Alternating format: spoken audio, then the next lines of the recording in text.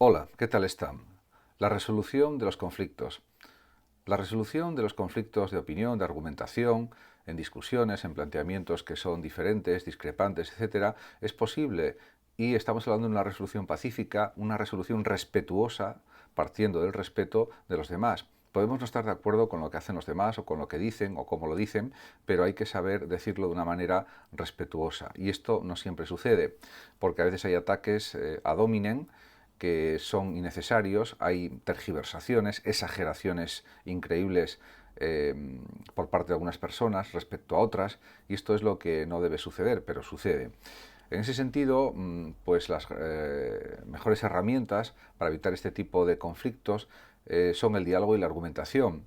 Un diálogo sereno, un diálogo amable y una argumentación pues potente, racional, coherente, que no exagere las cosas, que no haga de unos detalles pues algo súper extraordinario que descoordina todo lo que se ha dicho, etcétera, etcétera. En definitiva, insisto, sin tergiversaciones y sin exageraciones, cosa que pues es bastante común en la vida cotidiana actualmente, en pleno siglo XXI y en general en la era digital en la que estamos viviendo. Por otra parte, también está la empatía. El término empatía, como sabemos, procede del griego pathos, que significa pues pasión, que significa también emoción y sentir los sentimientos de la otra persona. Por lo tanto, podemos estar en desacuerdo con lo que dice una persona o como lo dice, pero hay que saber pues expresar, diríamos, esa diferencia de opinión de una manera educada y de una manera matizada y no con un ataque brutal a las otras personas simplemente porque opinen de forma diferente o hayan hecho las cosas de forma distinta, cosa que también sucede, por desgracia, bastante. Por otra parte, hay que decir que por medio de la empatía no solo conocemos, sino que comprendemos e incluso podemos sentir como propias las preocupaciones de los demás, los sentimientos de los demás, etc. En cuanto al egoísmo y al altruismo, pues está claro que todos poseemos una identidad personal, pero también está el altruismo que nos sirve para saber que podemos realizar comportamientos desinteresados, sin ningún beneficio personal económico, etcétera, y que eso también entra dentro de lo posible, aunque tampoco es exigible. Lo que sí es exigible es el respeto a las leyes, a las normas éticas básicas o mínimas. Eso sí es algo que se puede requerir del comportamiento de los individuos. Para hablar de estas cosas, pues existen numerosos textos que se podrían citar o comentar algo. En cualquier caso, hay como tres puntos clave que se podrían tratar también, aunque sea brevemente, que son que el conflicto como situación inherente al entorno social siempre existirá y siempre estará presente, que existe una necesidad de una solución pacífica de los conflictos y que pues hay que emplear el diálogo y la argumentación, las razones, los argumentos, y en este sentido esos son los procedimientos más adecuados. Por otra parte, también tenemos que ver los conflictos en realidad como oportunidades. Por ejemplo, podemos pensar, ¿alguna vez habías imaginado que un conflicto que se logra canalizar de forma correcta puede llegar a ser una oportunidad para generar un cambio positivo? Pues yo creo que es algo muy frecuente en la vida diaria, en la vida real, que esto suceda. Efectivamente, las críticas, si son constructivas, si son respetuosas, pueden ser muy valiosas, porque nos hacen entender cosas que podemos mejorar eh, en nuestra realidad personal o simplemente en nuestra actividad profesional, etcétera. En ese sentido, también los conflictos pacíficos, por supuesto, evitan los estancamientos, evitan también pues el conformismo y estimulan el interés y la curiosidad, que son la fuente del cambio o la raíz del cambio personal y social. Y por otra parte, también ayudan a la construcción de las identidades tanto personales como grupales.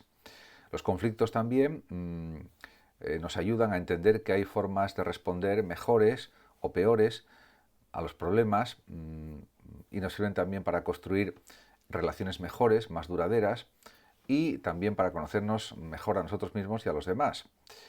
En este sentido, este tipo de planteamientos lo señala, por ejemplo, Amnistía, esta organización no gubernamental, Y también, por supuesto, pues hay que destacar el valor de un diálogo constructivo, no un diálogo, diríamos, que esté viciado y que no responda a un respeto que hay que tener a los interlocutores, por supuesto. En este sentido, también hay que poner sobre la mesa el valor de la empatía, por ejemplo, en la adolescencia. Hay un texto, por ejemplo, de CNN Español o cnn.com del año 2021 que habla de estas cuestiones, que trata estos aspectos y que dice: los adolescentes que tienen relaciones cercanas y seguras con sus familias son más propensos a mostrar empatía hacia sus compañeros, según un estudio llevado a cabo en el grupo de investigación de adolescentes de la Universidad de Virginia, en Estados Unidos. Cuando estos se sienten seguros, apoyados y conectados con sus padres u otros cuidadores adultos, están mejor equipados para transmitir la empatía que reciben a otros. En general, muestran niveles más bajos de agresión y prejuicios y son menos propensos a ejercer acoso. Por lo tanto, el buen ambiente familiar, la comprensión en la familia, ayuda a que los adolescentes crezcan y se manifiesten en su comportamiento, en su conducta, de una manera más equilibrada, de una manera más respetuosa y de una manera más educada, que es lo lógico. Que esto no significa que no puedan expresar sus opiniones, sus ideas libremente, pero de una manera reflexiva, de una manera, insisto, respetuosa con los demás, cosa que pues no sucede siempre.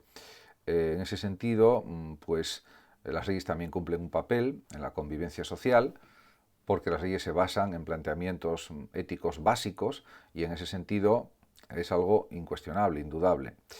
En ese sentido, pues los conflictos con los amigos, los conflictos familiares, la desestructuración de la familia, pues influye negativamente en los comportamientos y en la resolución de los conflictos y además aumenta los conflictos.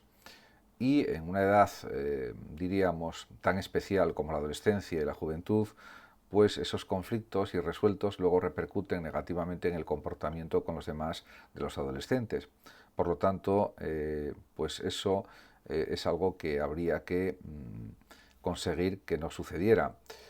Por otra parte, la estrategia para la resolución pacífica de conflictos se está empleando continuamente en centros educativos como colegios, institutos de enseñanza media, e incluso en el ámbito universitario, pero especialmente en la enseñanza media y en los colegios, porque es donde suele haber más problemas de convivencia en general por motivos obvios, como son pues la edad, la falta de madurez en algunos casos y sobre todo que ya si pensamos en la universidad, los jóvenes que entran en la misma pues ya tienen más edad y se supone que son más maduros y que es otra etapa educativa ya diferente, aunque tenga su conexión, por supuesto, con la etapa educativa de la enseñanza media.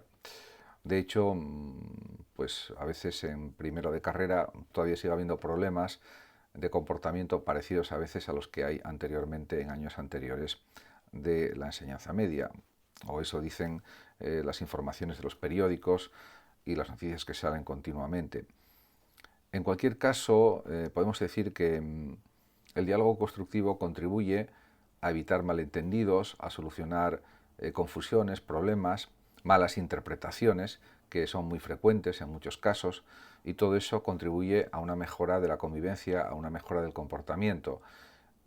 Podemos decir que también es importante el desarrollar la empatía, el ser una persona empática, y eso es una tarea que se puede aprender. En este sentido, tenemos que ser conscientes de que al final las personas, aunque seamos todas muy diferentes, tenemos aspectos que son muy parecidos y en respuestas básicas somos bastante iguales en general. Por tanto, respetando la diversidad de cada uno, que es algo lógico, pues hay que incidir en esos aspectos de comprensión de los demás. En ese aspecto, pues realmente el confrontar por confrontar, que es un comportamiento típico de algunas personas, pues es algo siempre negativo que contribuye a enquistar los conflictos, a que no desaparezcan, a aumentarlos, a magnificarlos, etc.